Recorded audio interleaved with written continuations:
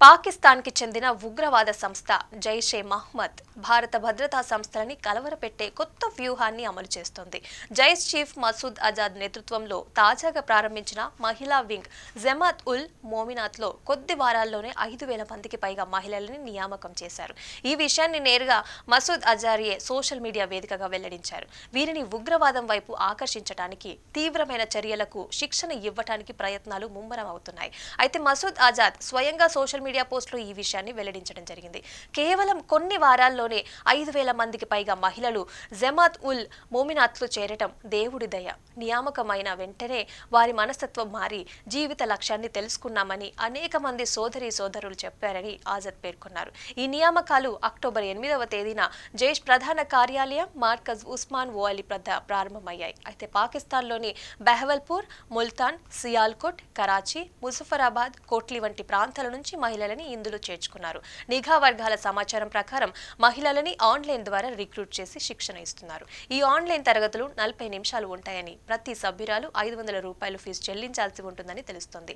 ISIS, Hamas, LTTE తరహాలో ఫిదాయిన్ ఆత్మాహుతి దాడులు నిర్వహించడానికి ఈ మహిళలతో ఉగ్రవాద బ్రిగేడ్లను ఏర్పాటు చేయడమే ఈ వ్యూహం వెనుక ఉన్న ప్రధాన లక్ష్యమని తెలుస్తోంది.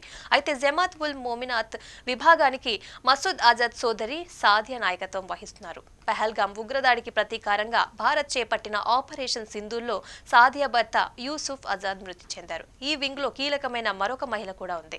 ఆమె మరెవరో కాదు, పుల్వామా దాడి సూత్రధారి ఉమర్ ఫరూక్ భార్య ఆఫిరా. ఎన్కౌంటర్ లో ఫరూక్ మరణించిన తర్వాత ఆమె ఈ విభాగంలో చేరింది. ఈ మహిళా వింగ్ లో చేరిన సభ్యులకి పురుషుల తరహాలోనే దౌరా-ఏ తస్కియా అనే ఇండక్షన్ కోర్సులో శిక్షణ ఇస్తారు. ఈ శిక్షణ మార్కజ్ ఉస్మాన్ ఓఅలీ వద్ద జరుగుతుంది. ఈ బ్రిగేడ్ లో చేరే మహిళలు తమ భర్తలు లేదా అత్యంత దగ్గర కుటుంబ సభ్యులు తప్ప ఇతర సంబంధం లేని పురుషులతో ఫోన్ లేదా మెసేజింగ్ ద్వారా మాట్లాడకూడదనే కఠిన నియమాన్ని కూడా అజార్ విధించారు. గత నెలలో ఢిల్లీ కారు పేలుడు ఘటనలో 13 మంది మరణించిన తర్వాత ఈ జమాత్ ఉల్ మోమినాత్ పేరు వెలుగులోకి వచ్చింది. ఢిల్లీ సమీపంలోని ఫరీదాబాద్ లో భారీగా పేలుడు పదార్థాలు పట్టుబడిన కేసులో అరెస్ట్ అయిన డాక్టర్ షహీన్ సుయేద్ అనే వ్యక్తికి ఈ జైష్ మహిళా వింగ్ తో సంబంధాలు ఉన్నట్లుగా దర్యాప్తు సంస్థలు గుర్తించాయి. ఈ పరిణామాలు భారత భద్రతా దళాలకి పెను సవాలుగా మారాయి.